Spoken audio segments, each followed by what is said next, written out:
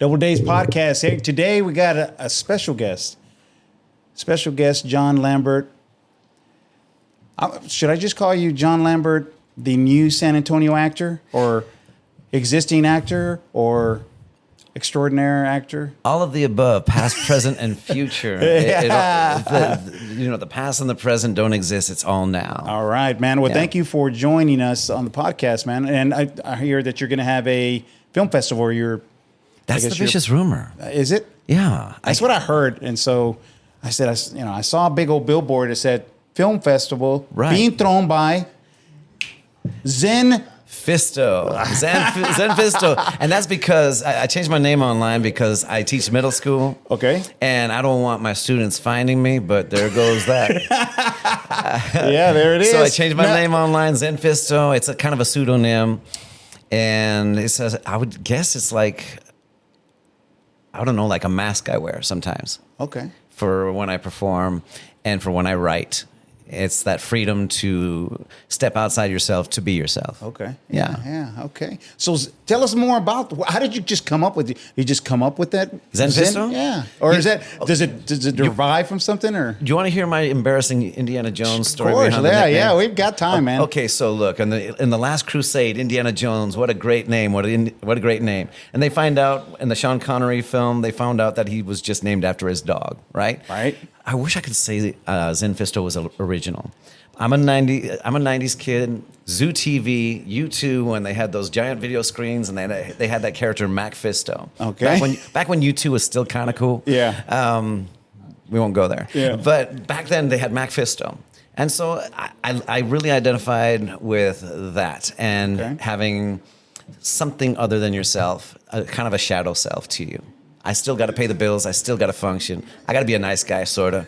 And Zen Phisto is who I tap into when I have to explore some dark corners. Ah, okay. Yeah. All right. Well, cool. Well, you want to talk to us a little bit more about, I guess, let's talk about the film festival first. Sure. And what's going on there? And how did that come about? And have you been doing it for a while? Or it originally was called Short Shorts. Back in 2008, 2009, I was doing improv. I was hitting all the theater circuits, all the local film circuits. At the time, when I moved in from LA with my wife, she had her cancer diagnosis for a third time. And she was fighting tooth and nail on that thing. She beat it in 2004. She beat it in 2007, got diagnosed one more time, 2008. They told her she had a few months to live. Wow. And she fought it all the way until March 9th, 2012, 10:58 a.m. Wow. Yeah. All right. So at the time, the boys were small, and she wanted to hang there as long as she could, because at the time of her passing, the boys were 8, and she wanted to hang out as long as she could for them to have just a few more memories with them. Mm. So the film festival was a way for me to cope. I was going nuts. I was in denial, and the only thing I know how to do when shit goes down, when shit hits the fan, I don't know how to stop and feel. I have to keep moving. A shark has to swim or it drowns. Mm-hmm. And then when things are okay again, I still don't know how to stay still. So here we are. Mm-hmm. It was called Short Shorts. And then when she passed in 2012, our last show, we sold out the Josephine Theater. And it just wasn't fun anymore. And I shrunk into my own little world. The itch is back. I'm scratching it. And we've resurfaced as the Sacred Underground. Sacred Underground, okay. From San Antonio's fertile creative grounds. All right. So, any backing? Do you have sponsorships, or do you have anybody that's involved locally or abroad? Working on it. Just joined the San Antonio Chamber of Commerce, half price. All right. When you are a San Antonio Chamber of Commerce member, yes, I'm courting you. Yes, I'm dating you. Yes, I'm buying you dinner. I'm being a complete gentleman. Yeah. But I will say this. You're on the ground floor of something special. And I really believe we're unique. And I really believe that any business who takes a good look at what's happening here will see the value. We'll see the brand. And we'll see the sheer enthusiasm from so many different creative circles and so many people that are attending now and excited about this that don't typically go to film festivals.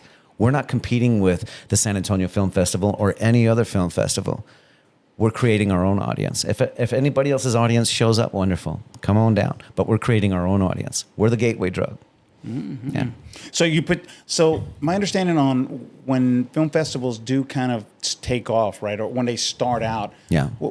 How does do you send some kind of flyer to schools or to existing film festivals? I mean, how do you build that where you got people actually sending their films or shorts or whatever, whatever. How do you get to that point where they're sending you stuff? There's an evolution, and it's still evolving. The first one I did, it was literally flyers. It was literally a couple people helping me out. It was literally me showing up to film festivals, volunteering at other film festivals, Okay. Folding chairs for other film festivals, showing up to their fundraisers, buying their T-shirts, telling them I'll do whatever I can for you. And they're like, what's in it for you? And I say, I'm glad you asked, because I want to build my film festival as a bridge for people that are not attending to your film festivals yet. Okay. Because people who attend a film festival are not a one-trick drug pony. People who attend one film festival, they enjoyed attending film festivals, plural. And I see myself as the conjurer of people who haven't tried it yet. Okay. And channeling people out into other festivals that are out there. I intentionally booked myself and our film festival in November, near the end of November, when nothing else is happening, so that we're not competing with the San Antonio Black International Film Festival, who, by the way, judged our selections this year. A couple of their board members. Okay. Great relationship with them. They've showed up to everything I've done. I show up to their stuff.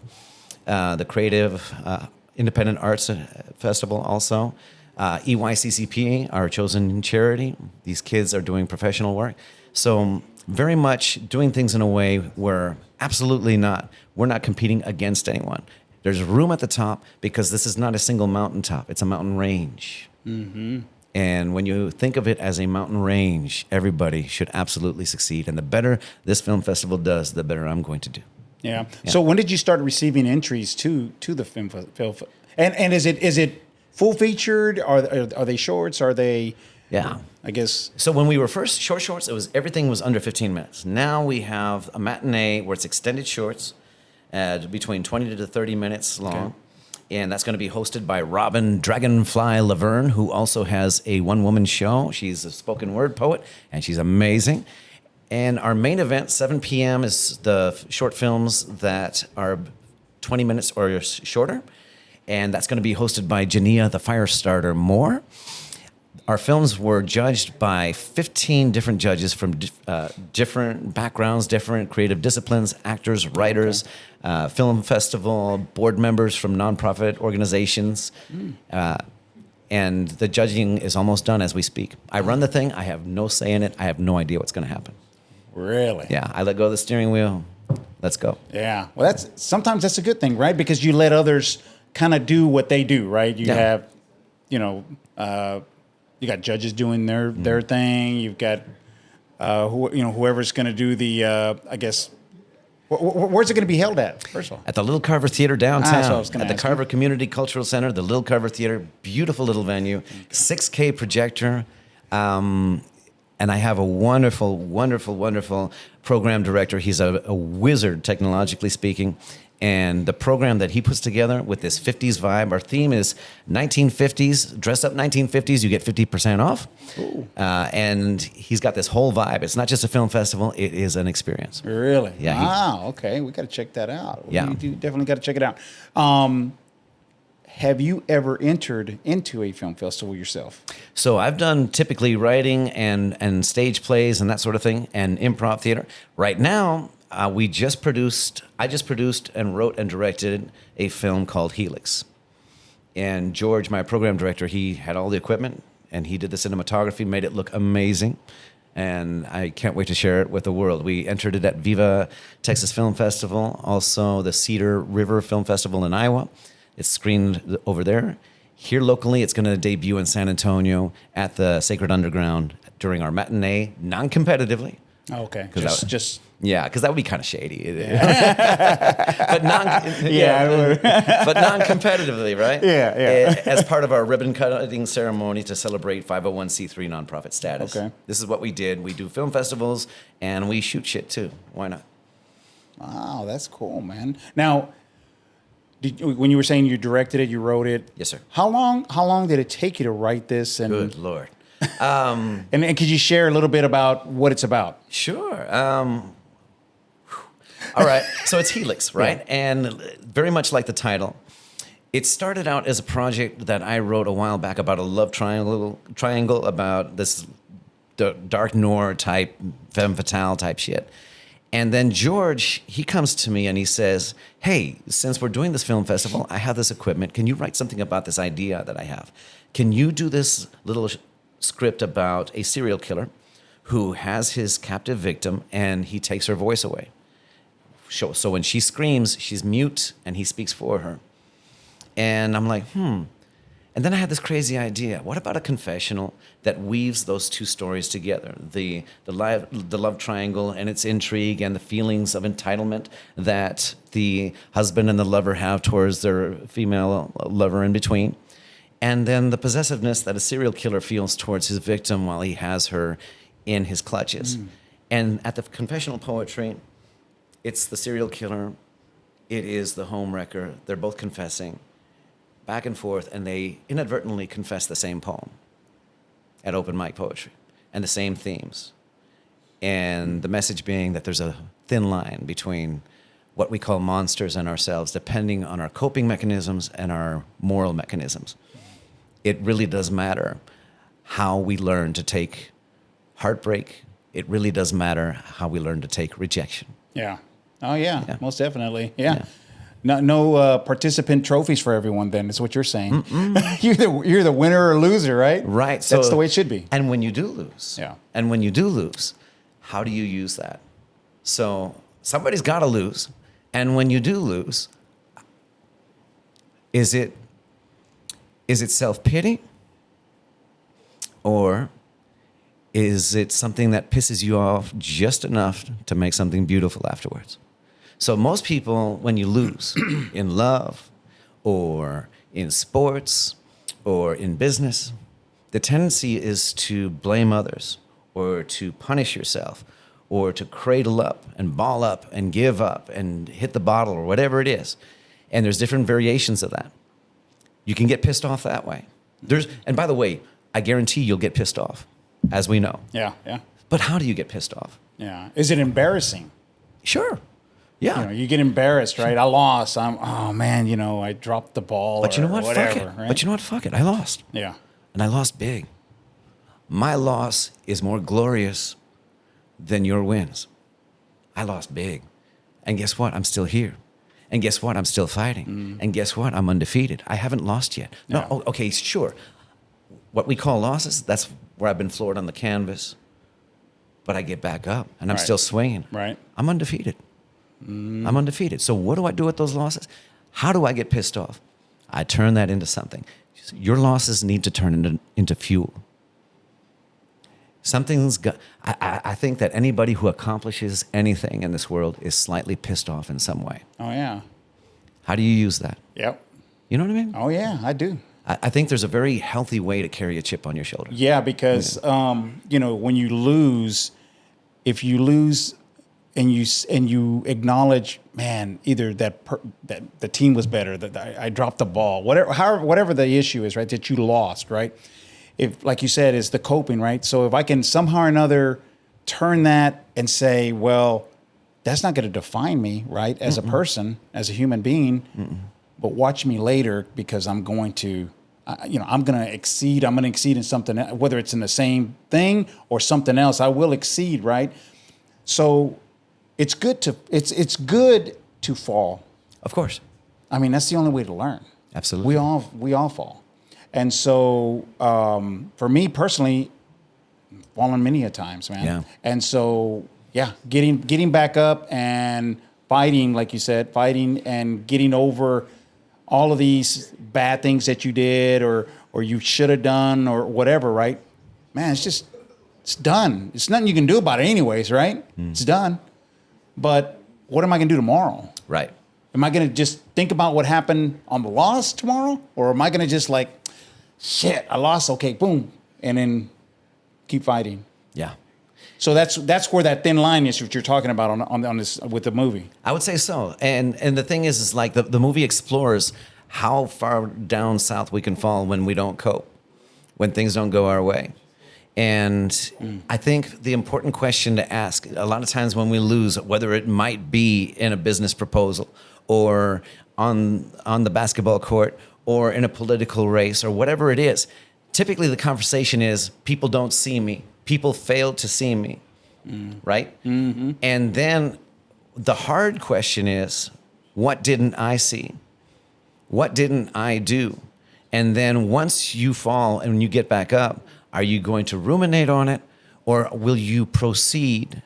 Because people have already moved on with their lives. Will you proceed to demonstrate what they failed to see? Will you proceed to act and speak and emanate in a way that people have no alternative other than to face what they fail to see and to see that their failure to see you in any way, shape, or form is their failure alone? Yeah. Yeah. Yeah. That's, wow. That's pretty powerful, man. You know what I mean? How long is this? It's a 27-minute film. Okay. And when you ask how long it took to film, holy shit. And when you ask about sponsorships and all that, here's some more embarrassing truth for you. I sold my body to pay for that shit. If you ask anybody in film in San Antonio, and I wish I was joking with you, I wish it was a metaphor. No, I sold my body for that shit to pay people. Because one thing you know about in San Antonio, I'm going to pay you exposure. We're going to feed you. We'll get deferred pay, which, you know. Yeah. And right. I said, no, I'm going to pay everybody something. I can't pay what everybody's worth, but everybody who shows up on any given day, it's $100. Bop, bop, bop, bop, right? Every single time. And it's a 27-minute film. Shit. So I did clinical trials. That's what I did. And I swallowed pills. And I paid people to do my shit. Because it's either worth putting your body on the line for, right, or it's not. And I bet on me. That's pretty deep, man. I bet on me. Wow. I spend most of my life, you know, bending over backwards and killing myself for others. Yeah. Oh, yeah. Now I'm whining and dining myself. I put my body on my line for me. And I think I'm doing all right. Yeah. Wow. Yeah. Man, never seen it that way. Yeah. What a good way to put that. I mean, wow. So that's pretty heavy, man. And on that on that heavy note, my family and friends and loved ones are begging me to transition now. They're like, okay, that's great. That's great, but how sustainable is that? You know, the Merchant of Venice, chop off a pound of meat. I mean, after a while, you know, like all I got is bones left, right? Exactly. So that's why I allowed them to convince me into doing the nonprofit thing. Okay. And so getting volunteers, getting the long-term goal is to write grants, joining the San Antonio Hispanic Chamber of Commerce, and starting to encourage them to donate and that sort of thing. November 22nd, I see it as a commercial. I'm playing the long game. Will I make money on November 22nd? I guarantee you no. However, I see it as a commercial. We're creating a product that's absolutely unique. I dare say it's not like anything festival-wise in San Antonio that's around. There are some great festivals, but I guarantee you, I didn't say better. I said we're different. We've managed to set ourselves apart, and people are curious. And it's a commercial for the business community, for the volunteer community, for the artistic community. All I ask is you give us a shot. Just give us a shot. Come hang out. Wow. Yeah. Now the entries, were those were they certain age groups, or was pretty much anyone over 18? Anybody, or anyone anybody. So we're going to diversify. The goal is I want to grow. It's been the Little Carver Theater so far, multiple screenings. I want to go into the larger Joe Long Theater. That's what I'm knocking on wood for, in addition to the 2 screenings at the Little Theater. I want to get a couple additional screenings at local, smaller theaters for niche-type films and that sort of thing. And then the winners of each little category niche screening funnel into the large main event. Oh, okay. That's Oh, what I see what you're saying. Yeah. Yeah. And so we're talking about animation. My son, Johnny, he's very passionate about animation. We're talking about having a separate screening specifically for animations. I'll have him promote that. Yeah. And if he feels brave, I'll have him host that, Yeah. Music videos, comedy, horror. We're so eclectic, you'll get whiplash hanging out with us as far as like the films, how different they are. And in today's world, right? Yeah. You're talking about the animation. Yeah. I mean, you've got all the tools now. Yeah. You don't need to go work for Pixar. Right. You don't have to go do that. You can do that at home. There are literally no excuses anymore. There is none. Right. You can get a camera, get some friends, go shoot a movie. Absolutely. I mean, there's just it's the game has changed. It has. It used to be you had to go to USC and mortgage 3 houses. Yeah. And now there are no excuses. And now what terrifies people is, okay, oh shit, what if I make a shitty movie? And what if I do shitty work? What if I create shitty art? Well, do it. Fuck. Get out there and suck. And have a great time doing it, and then make notes, grow from it, and keep getting better. Yeah. And someone will always someone always likes someone else's, what like you said, it's just trash. Oh, it wasn't good. I messed up somebody will just say, wow, I like that. Yeah. Somebody will. Yeah. That's why things always, you make a shirt or you build something, you're a craft, if you do something with your hands, you're a craftsman or whatever, and you build something. Now for you, you're like, man, it didn't come out the way I wanted. And you put $10 on it, and somebody walks by and you're like, hey, you selling that? Yeah, $10. Yeah. I'll take it. Absolutely. $10? What a deal. What a deal. He's probably thinking, man, I would have paid 20. Right. So I see what you're saying about, people need to go ahead and just say, get up off your ass, go buy a camera, go buy, nice little powerful computer. Hell, you can get you, you can $1,000, man. You can get you a computer that you can do animation with now. And there's so many there is no tutorials excuses. out there now, right? Man, it's just everything, man. You- and an AI is changing it, changing the game too, big time. Yeah. Talking about that, and I don't want to get off the subject because I'm intrigued about the film festival. But I want to talk about AI a little bit. I mean, Sure. Have you dabbled in it or have you used it? My personal experience with AI, I haven't really used it for like script writing or my poetry or anything like that because I perform some of that too. What I have used it for, because I hate tedious shit. And when you organize an event, there's a lot of tedious shit, a lot of I's to dot, a lot of T's to cross, right? Where you want your people. And so I cheated. Yeah. I cheated. I ran that shit through AI, how to run a film festival Oh, itinerary. are you kidding me? And it just Right? And so I had to 10 tweak seconds, tweak it and everything. But just like, it's just unbelievable. yeah, just whipped it out for me. And then I, of course, had to tailor it so that it had my signature on it, right? Yeah. But shoot, man, I'm a school teacher. I'm a dad. I'm stubborn. I got midlife crisis. I hit the gym, back-to-back workouts Monday through Friday. I don't have time. AI is my friend. Yeah. I admit it. AI is my friend, man. And y'all can fight me. How about that? Yeah. So it's okay. Well, how do you feel about now films are being made with AI, right? Yeah. And they're AI. I mean, you look at some of these, I've seen some of them that they look real. The people look Sure. real. Everything looks just freaking 12K, whatever, and whatever that they're being shot on. Yeah. It's just unbelievable. And so as a creative person, how do you feel about that? I mean, do you feel like it's going to take away from you, or how does that? Now you're competing against what most people are saying is perfection, right? AI is going to perfect everything. I never felt threatened by it. Last time I checked, I was never famous. Last time I checked, I never had a corner store on being a movie icon.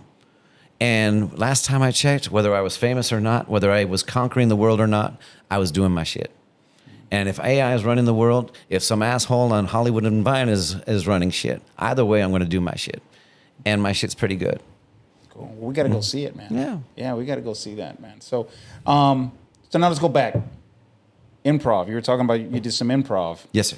It's been a minute, but yes. Really? Yeah. Could you give us a little bit about that? Some stuff that you did and where you did it and... So when my wife and I, maybe this is TMI or whatever, but before she got sick, we were living in Los Angeles, and she had her first cancer diagnosis. I was distracted, and I wanted to study film and all that. She takes the boys, they're twins. She takes them to San Antonio. I'm like, man, that's lame. Sorry, because I love LA, but I've learned to love San Antonio too. But at the time, I was like, really? And so she goes to San Antonio. She's the businesswoman. She's an accountant, and she gets a house twice the size and half the mortgage. I'm like, fine, let's go, because she was thinking ahead. She knew she was sick. She had a sense that this was not going to be the last time she was going to get sick. And she was bossy as hell from Nicaragua. And she's like, we're going to get a house in San Antonio. And when I get sick again, and I will, when I get sick again, you're going to be a teacher. I'm like, whoa, no, wait a minute. I just moved to... And so she said, you're going to be a teacher. You're going to have vacations on Christmas and Thanksgiving and spring break and summer when the kids are at home. You're going to be home. You're going to go back to school, and you're going to be home with the kids when they need you. I said, you're bossy as hell. She's like, you'd like it. Wow. Yeah. And that's what happened. Yeah, it's a recurring So let it theme be with written. me. Yeah. As they say, right? We have a type. So. Well, that's cool, man. That's interesting, right? Yeah. And so you do this. So you do some improv. Yeah, I'm looking at going back to it. I've been hanging out with the scripted world more lately because of the film and all that. But yeah, improv never completely left me. There's a good scene here. There's some great troupes that are going on right now at the Overtime Theater. You got the Denials. You have Comedy Sports. You have House Party Improv. Yeah. We just had some on right before you got here. Wonderful. We had some guys that are, and it's something that I'm not. I didn't know that it was a thing here in San Antonio. Yeah. I had no idea this was going on. Yeah. Like I didn't even know the comedy scene the way it is here in San Antonio. I don't think people really realize that there is a comedy scene in San Antonio. So. Kind of started bringing in some comedians to the podcast, and then all of a sudden they're all telling me the same thing. David, it's Monday, it's Sunday through Monday, man. Yeah. There's open mics everywhere. Literally. I'm like, well, really? The poetry scene, the spoken mic poetry scene is the same thing. I was like, what? Yeah. I didn't even know it was a thing here. It's a Gen X thing, man. I'm too old for this shit. Hey, I'm Gen X too. And the thing is this is going to sound old-fashioned to you in this digital age, in this AI age, but they keep saying Texas is going to be the future of film. Okay, cool. San Antonio is going to be the future of film. All right, fine. Act like it, bro. Buy local. Yeah. And what I mean by that is go to local film festivals, support local performers, and bet on local, most importantly. Yeah. Yeah. Yeah. And that's part of my podcast, or actually not even part of it. I would say probably 90% of my podcast is that. I want to bring in San Antonio local folks on here.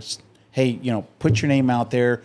Tell them what, tell them your talents or whatever you do. I've had paranormal guys on here. Yeah. I've had, guys bring all their guns and talk about guns and all this. I've had all kind ex-city council members.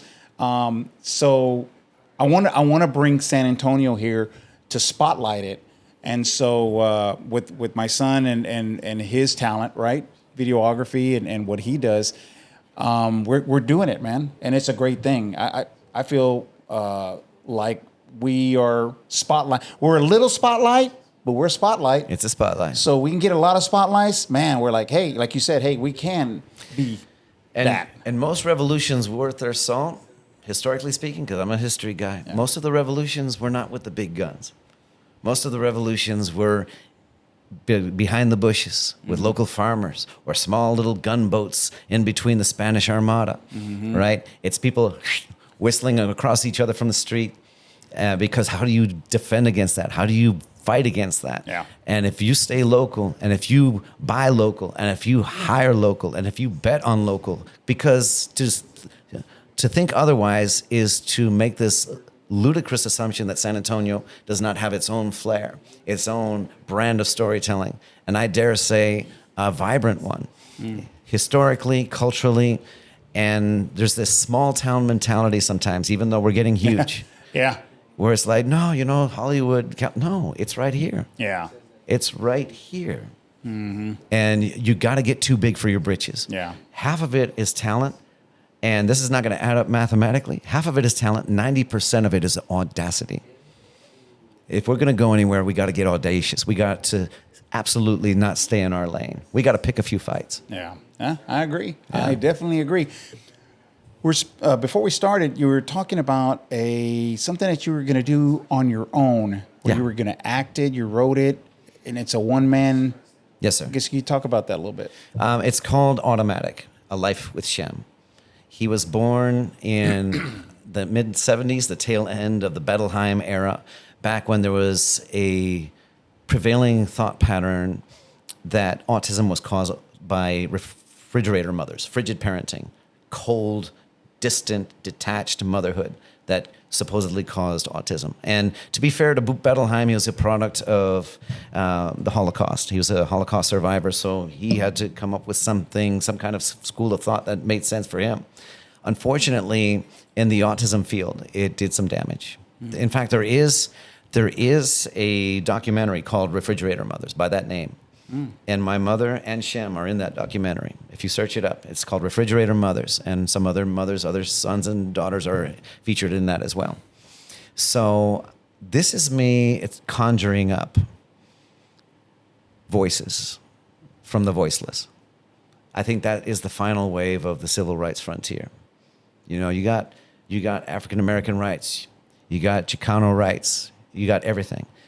And it's wonderful that everyone has a voice. And I think the next frontier, and I'm not the first one to say this, but I think what defines us as a society is fighting for us, yes, self-advocating, but also how we give voices to the voiceless, for people that can't speak for themselves. And I think the artist community is very well equipped to do that. And I think it's not a coincidence that powers that be, when they want to overextend the powers that they have, the first people they target is the artist community.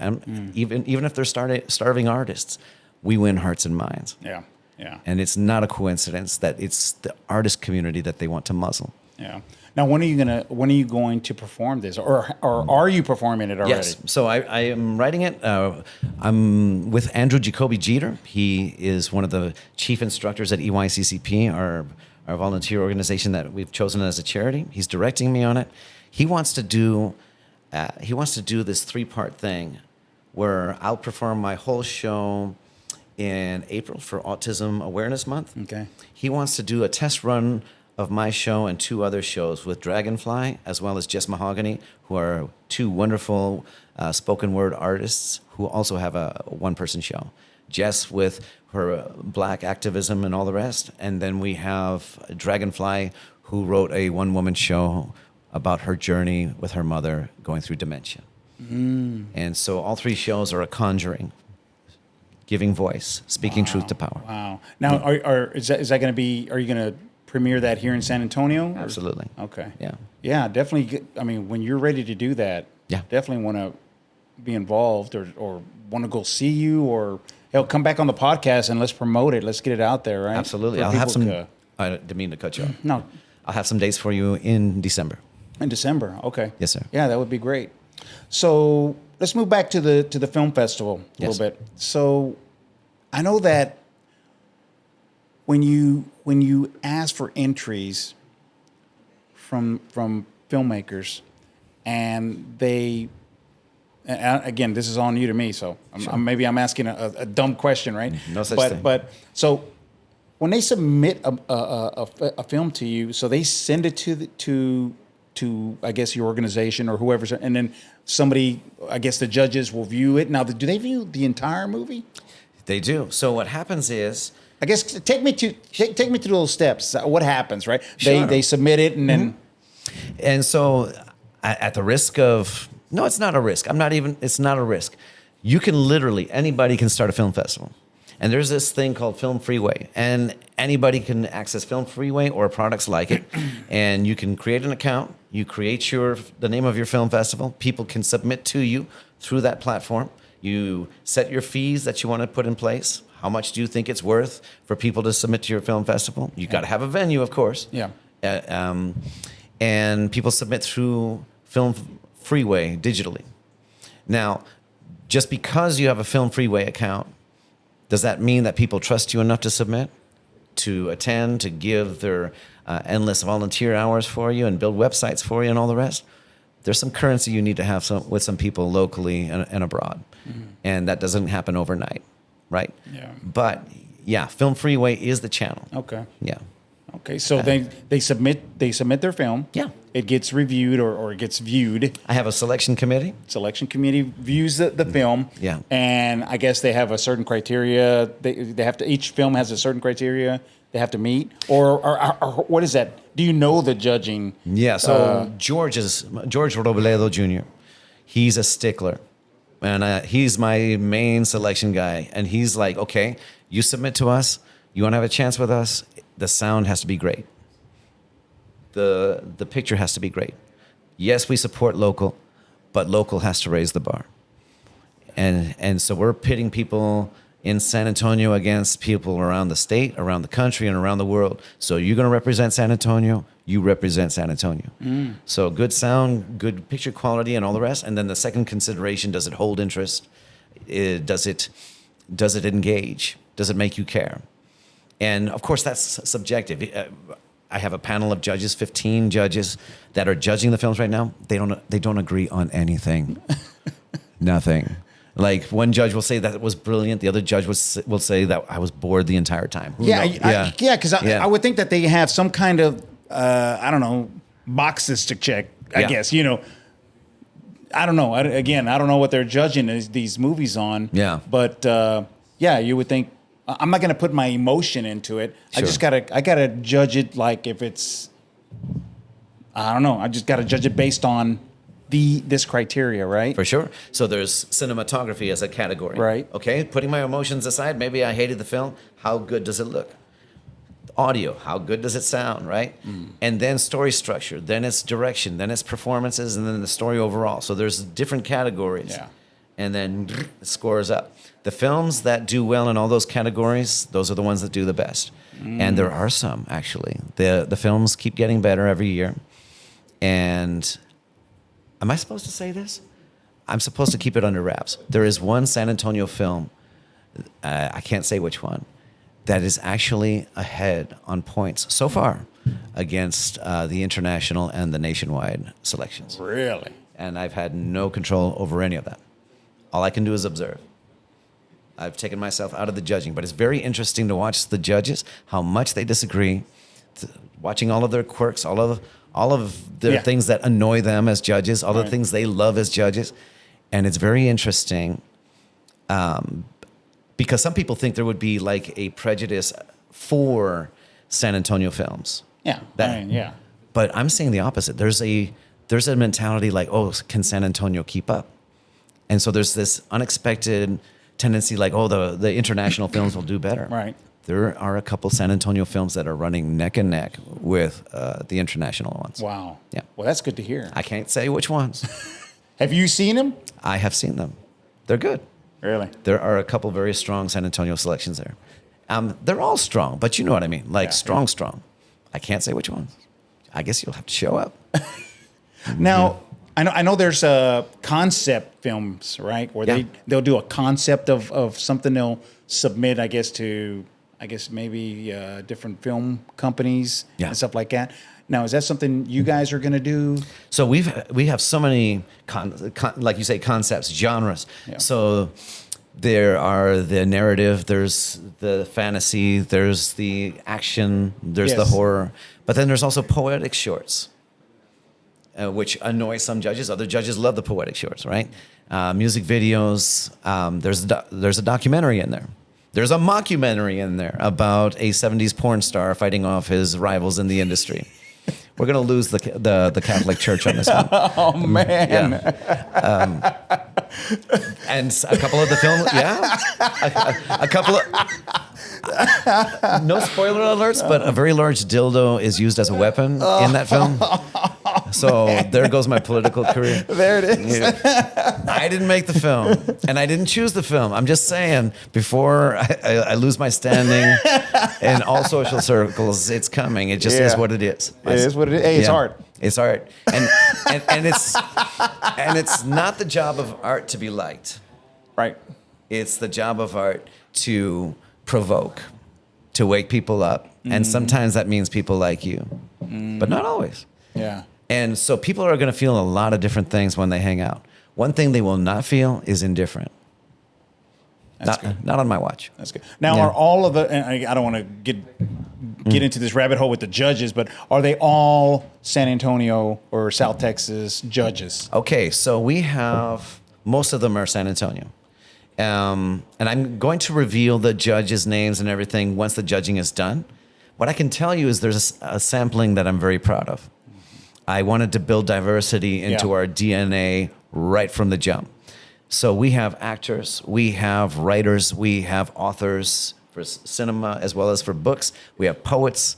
We have 3 members of the San Antonio Black International Film Festival who lent their time to judge. Why am I proud of that? Because it's a relationship I've built with them, not officially, right? I'm just some punk dude off the street. I supported them, but they gave their time to judge our submissions. I'm proud of that. It's because they didn't have to do that. Yeah. And judging is time consuming. And that is very much a relationship I value. I want to have more black filmmakers submit for us.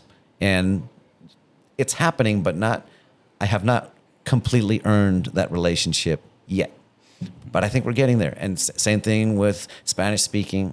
Same thing with LGBTQ. I want to build relationships. I want the best of the best in every corner. Yeah. Yeah. So in 6 months, or better yet, in 1 year, where do we see John Lambert? What is he doing? What is he proud of? I'm traveling every year. I'm already doing that, but I want to keep traveling.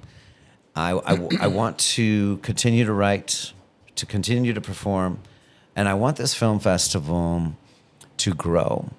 I want to get income from the business community. I want to convince the business community that the arts are worth what we say it is on paper and in its X factor, for its ability to move people, for the vibrancy that is advertised in so many civic projects that people are voting on controversially and all the rest. Yeah. Kick that back also towards the artist community, because that's what people really want. It's the X factor that people really want. You can have your beautiful buildings, you can have your fountains and your freeways, which, by the way, they all look like Roman ruins at this point.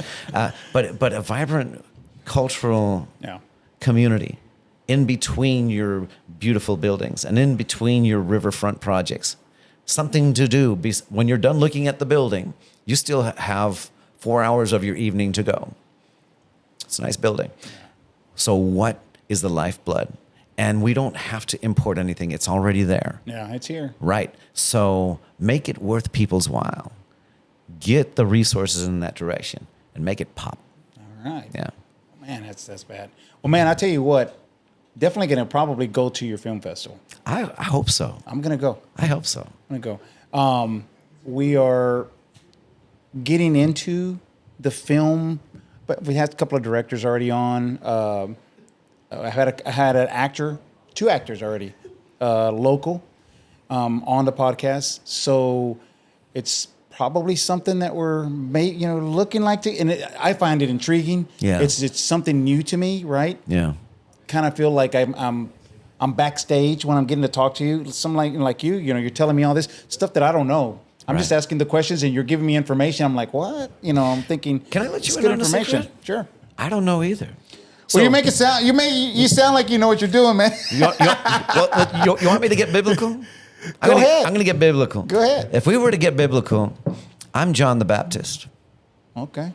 I'm the madman in the desert eating locusts, dressed in a loincloth. And San Antonio filmmakers, the ones that actually know what they're doing, they're Jesus. Oh, okay. And I am not worthy to lace the boots. I don't know what the hell I'm doing. I'm just a cult leader, man. You sound like me. People were like, Right. hey, David, man, your podcast sounds good. You look Yeah. good and everything. I said, man, dude, off camera, I don't know what the hell we're doing, dude. What are you talking about? Right. We're just having fun. Yeah. That's all it's about, right? It's process. John, It was a pleasure having you here. Yeah. Man, this is good information. I want you to, before we close out, talk again when the film festival is. Maybe some shout outs, some people that have helped you along the way. And then we'll close it out. Beautiful. So, San Antonio's Sacred Underground Film Festival. You can find us at www.thesacredunderground.com. Want to get corny? That's www.thesacredunderground.com.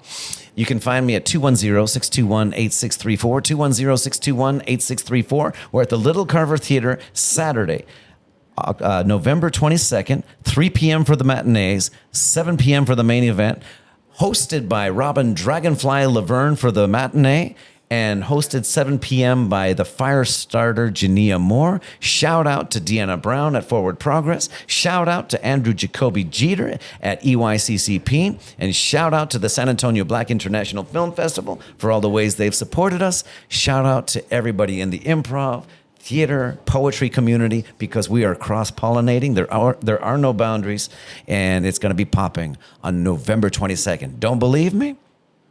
Come on down. Be there, man. Welcome to the Underground. That's right, man. You closed it out. Hey, thanks again. Yeah. And definitely going to have you back. Yeah. Once you get to that, what we were talking about earlier. Absolutely. And because I'm intrigued. Yeah. All right. Thanks a lot. See you guys in the next one. Thank you.